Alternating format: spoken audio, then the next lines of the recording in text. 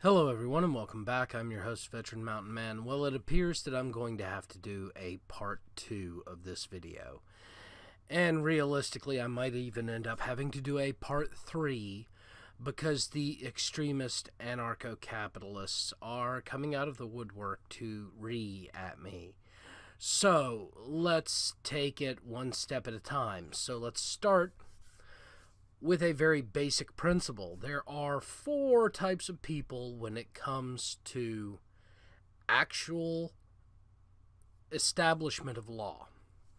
There are people who are relatively good. These people do not try to break the law.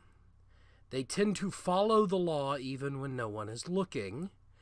They tend to attempt to get bad laws repealed as opposed to just breaking laws. And if they do somehow violate a law, either intentionally or unintentionally, they accept the consequences of their action and see it as part of the normal judiciary process. There are another type of people who follow the law when people are looking. What does that mean? That means that they are only expressly concerned with the law because there are punishments associated with breaking said laws. This is one of those kind of people that if they find a wallet with a $500 bill, with five $100 bills in it, they will take the money out and return the wallet, or turn the wallet in empty of cash. Now, these people do exist, whether you believe it or not, and they actually outnumber the first type of people, which are the people who are inherently good by default. Now, the only thing that mostly keeps these kind of people in check is the fact that there is a shared judiciary and a shared communal defense, i.e., police and military, that keep them in check. Otherwise, they would casually disregard the laws and ignore other people's rights simply because it's easier. Now, there are another type of people who are honestly not concerned with the law at all. They either think that they are too smart to get caught, or they don't really care if they get caught and generally feel owed by society. Now, these are your recidivist criminals. These are people that do what's wrong simply because it is easier than doing what's right. Period. End of story. I happen to know about these type of people. I have one in my family. Most families do. But they are the grounds for us having a recidivism rate, and any country having a recidivism rate. And when it comes right down to it, they believe that they themselves are more important than anybody else in society, and that their needs trump anybody else's individual rights or needs. Now, you have your 4th type of people who are sociopaths and psychopaths. Now, these types of people are definitely different percentages of the population. But one of the fundamental flaws of the anarcho-capitalist construct is that the non-aggression principle will keep people in check.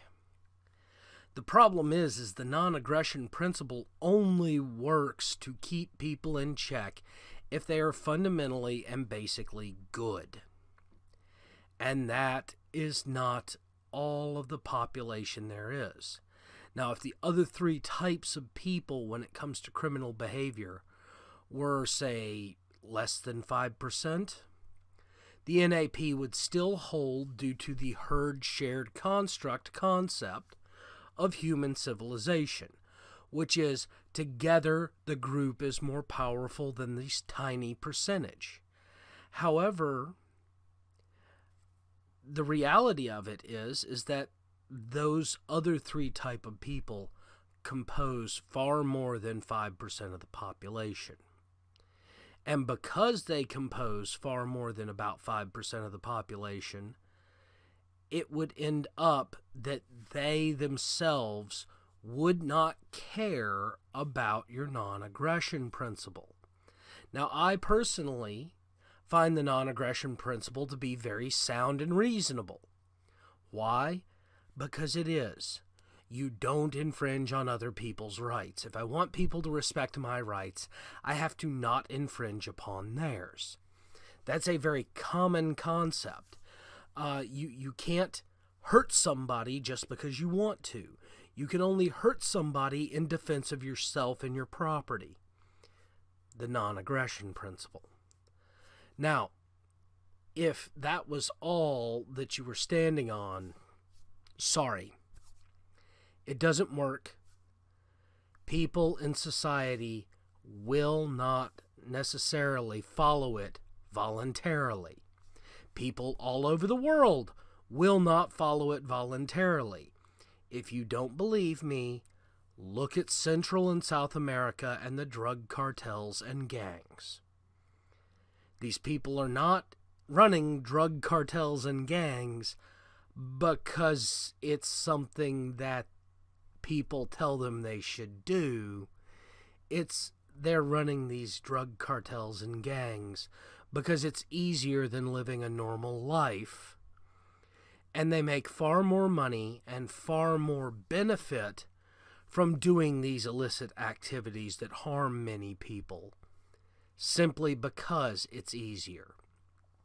They don't care about other people. They have no desire to help other people. Now, if you think that that is, some sort of construct of the drug war, well, look at the criminal gangs and the mafia in the United States. The mafia existed even before Prohibition. The mafia became powerful when people ignored Prohibition and went to the criminals, who were already in existence, to receive illicit goods that they could not buy on the market. So, once again, another form of evidence that the non-aggression principle doesn't hold true. Now, if you look at places like Central Africa and Sub-Saharan Africa, you will see roving gangs of warlords and constant warfare. Now, some of that has been damped down over the years because they have literally run out of people to kill, but some of it is still running very strong. Look at terrorist organizations where these people have been inspired by a religious construct that gives them free rein to harm others. Your non-aggression principle, while fine and sound and good, and a guiding example of something you should live by, doesn't always stop people from being criminal, doesn't stop people from wanting to make war, doesn't stop people from being irrational. So if you're depending upon the non-aggression principle to give you a free market society without government or completely decentralized government, it won't work. It won't hold. You will run into somebody who does not care, and they will create a bandit army or a criminal gang or whatever you want to call it. And even if you have complete autonomy to kill that gang, or even if you have the resources to hire private security or mercenaries, you run into the fact of that gang is going to be far more aggressive than your mercenaries are going to be willing to put up with. Mercenaries fight for money, not loyalty. And if the fight is too difficult or too consuming, they won't finish it. We saw this with the Hessians in the Revolution for the United States. The Hessians were renowned fighters, partially because of their equipment and weaponry. They used a a quick loading pneumatic air rifle for combat. It was the first assault weapon. It held 15 rounds.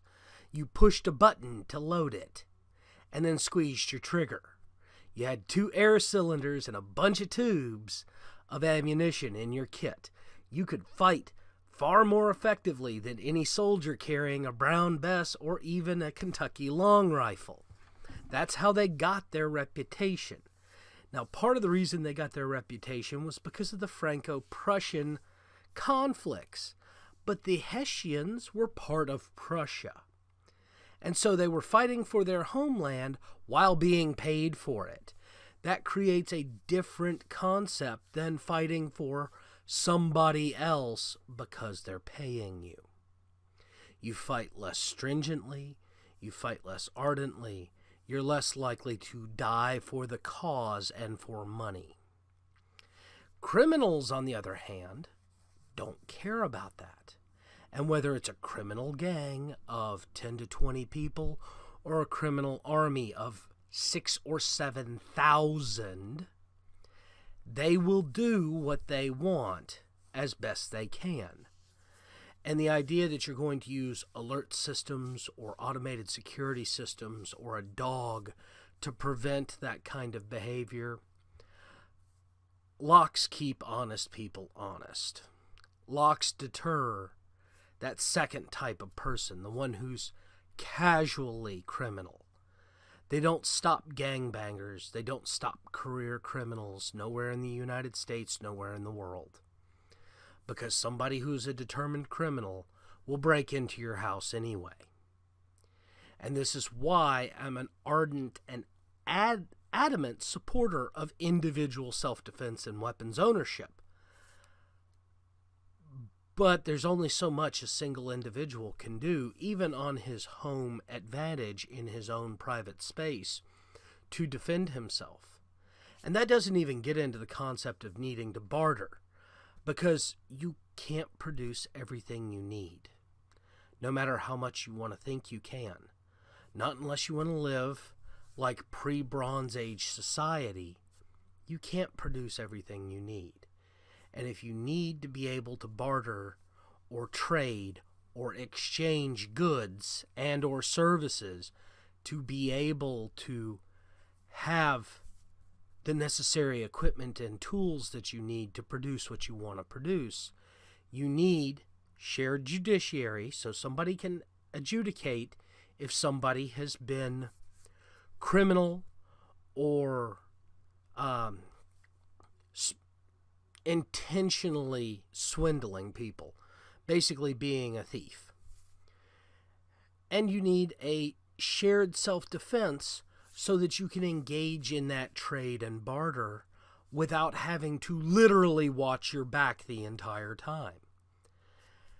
And if, should something happen while you are bartering, that shared self-defense allows you to seek judicial recourse without having to waste your time and resources to acquire said judicial